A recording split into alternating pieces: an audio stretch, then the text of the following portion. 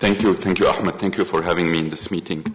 So, as Ahmed says, usually paravalvular leak, when you go into cases, you never know what to expect. But however, I'm just going to give you a small background about PVL that occur around 7 to 17% of the valves. Usually they present with hemolysis and heart failure. They're difficult to treat sometimes, and usually on 2D TTE, they're usually underestimated. If you see a very high E velocity, somebody who's symptomatic out of proportion, usually we go for a TEE. Usually the risk factors for PVL are annular calcification, tissue friability, endocarditis, inflammation, especially rheumatic heart disease, and if somebody is on steroids.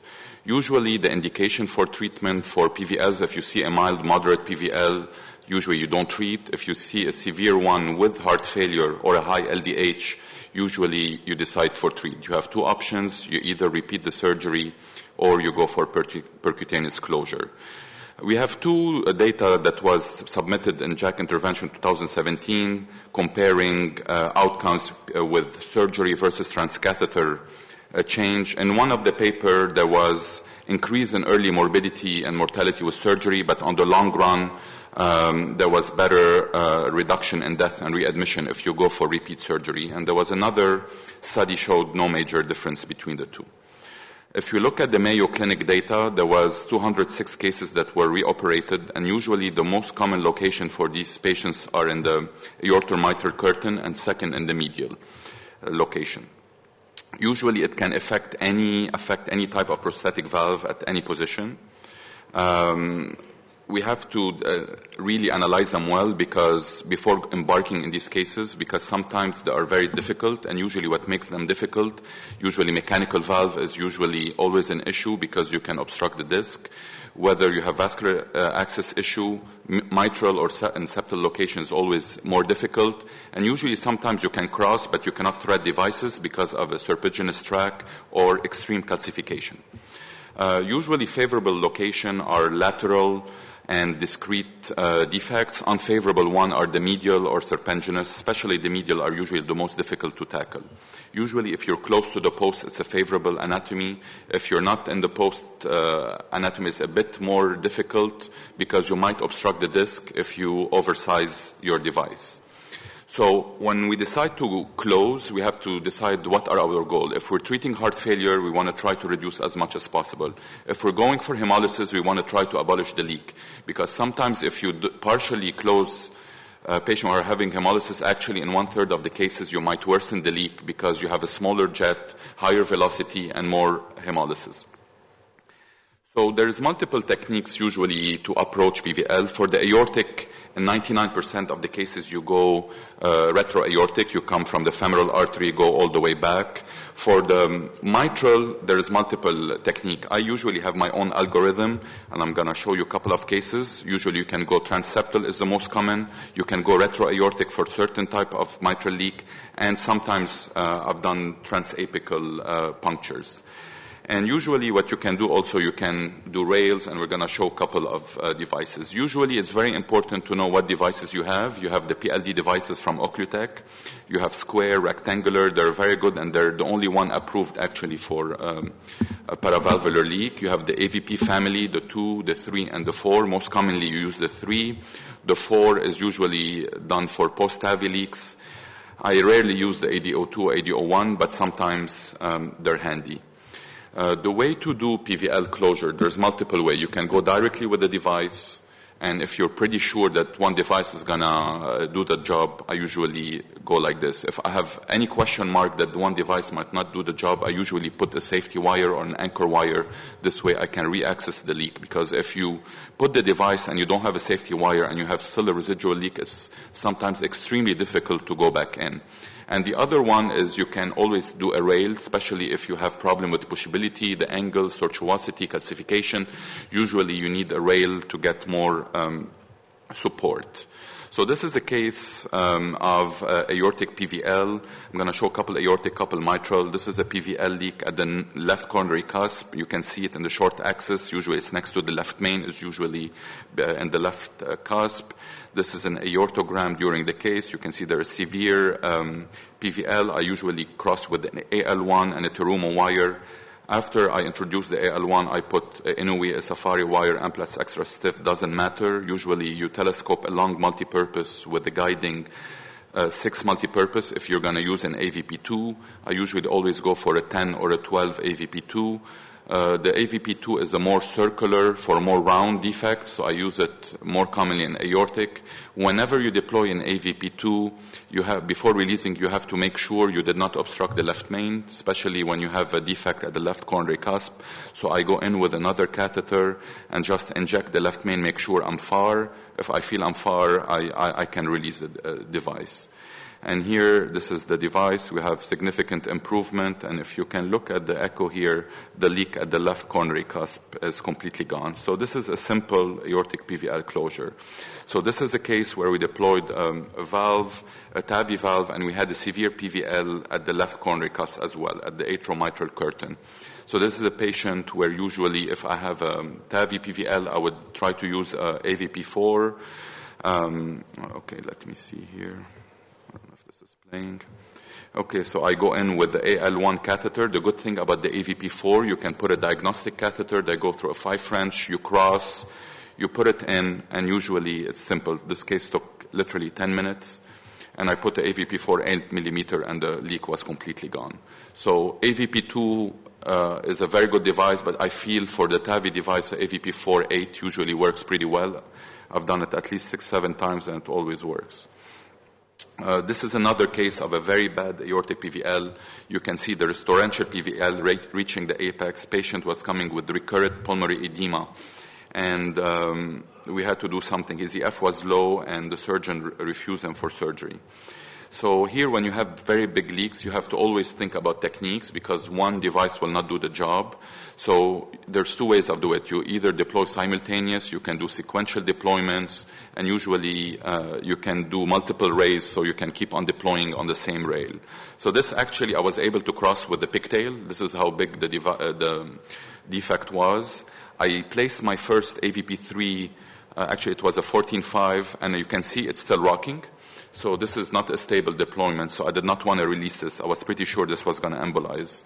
So, and there was still significant leak. So what I did, I took another access, I went next to it with a multipurpose while keeping the first plug attached. And then we went for another 14.5 plug, and then this is, we released both. And this is actually the echo. Let me see, go back. We had a pretty good result. And this is the case where I usually don't, if I feel there's a lot of rocking and I'm not sure, I don't release the devices. I'm sure, Ahmed, you've had cases where you went and fished for a couple and it's never fun. And so always keep the cable attached until you have multiple plugs and then detach them, because if you end up embolizing, it's never easy to go retrieve them. So I'm going to move to the mitral PVL side, and usually my approach is depending on where the defect is. But it's very important if you're going to tackle mitral PV leaks to understand your echo very well. So the most common is usually in the anterolateral next. If you go to the 45 angle and you see a leak next to the appendage, usually it's an anterolateral leak. If you go to 120 and you see it on the left side of the screen, it's usually a posterior PVL.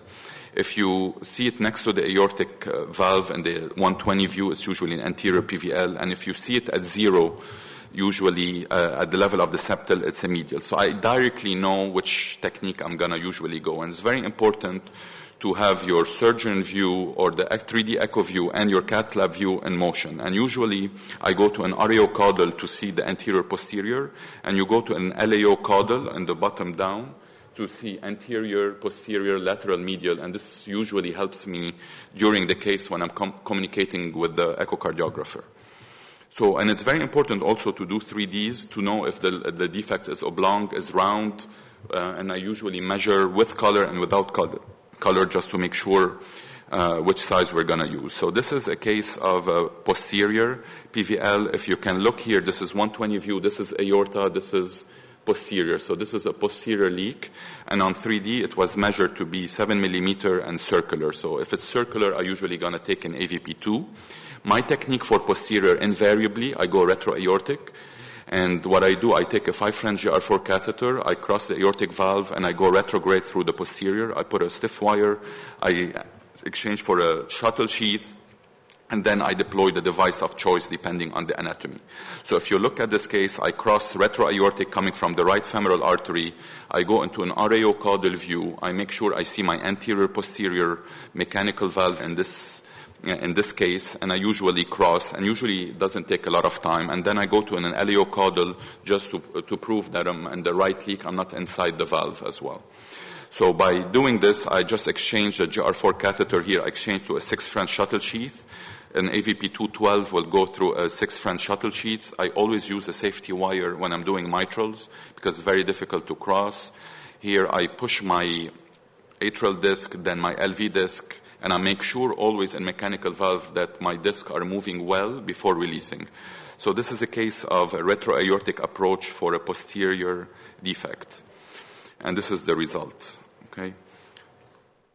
Usually you can see it closing very well. So this is a case of a circular PVL where I use an AVP2. This is another case of a very long, oblong medial to posterior, and you can measure 13 by 4. So this is a bit more challenging because it's not only posterior and only medial, but I still usually, and this is the leak, if you go to 60, usually you see it's medial, and if you go to the 120, away from the aortic valve is posterior. So this is a case where it's posteromedial. So I use my echo to guide my technique. So this is a 3D color as well. Just sometimes with dropout it looks bigger than it is. So usually I put color just to confirm if the leak is that big. So here, same technique, I went retroaortic, and this time because the defect is oblong, I chose a device that is oblong. So here you can either use a rectangular PLD or you can use a 14.5 AVP3. And same thing, I crossed retroaortic, and then I put a stiff wire, I exchanged to a shuttle sheath. The AVP3, they go through a 7 or an 8 French shuttle sheath. So this is same thing.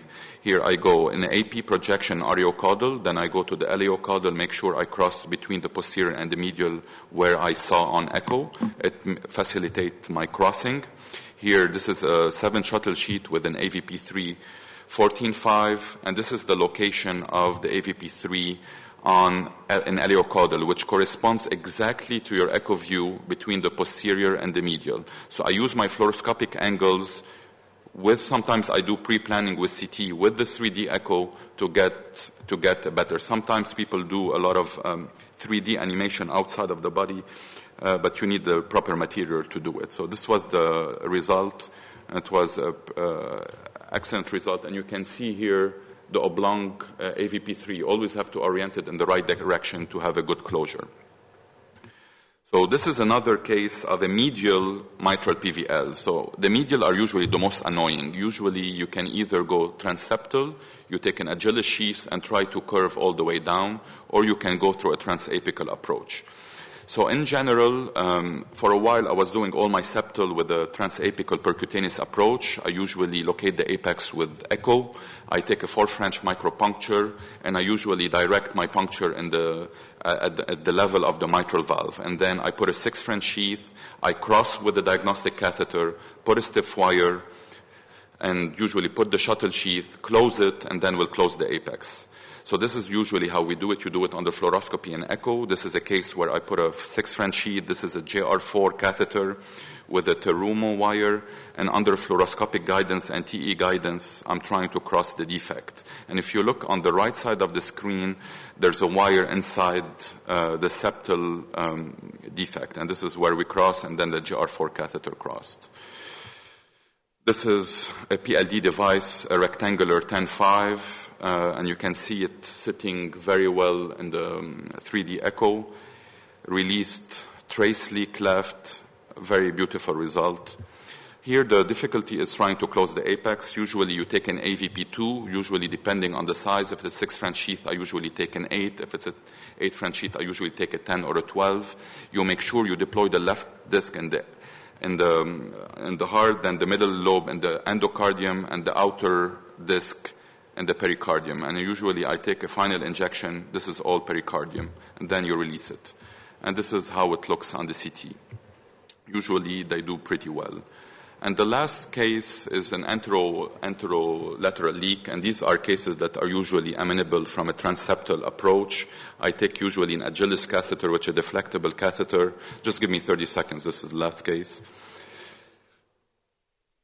And usually what I do, I cross with a multi-purpose, and this is here a case where there was a lot of calcification, difficulty advancing devices, and what I did, I usually snare and create a rail, and through the rail usually I have very good pushability. You can push and pull on the snare, on the AV rail, and this way you can have better pushability. And this is a case where I deployed a 14 millimeter AVP2. There was a good reduction in PVL, and this is how it looks on 3D echo. Thank you.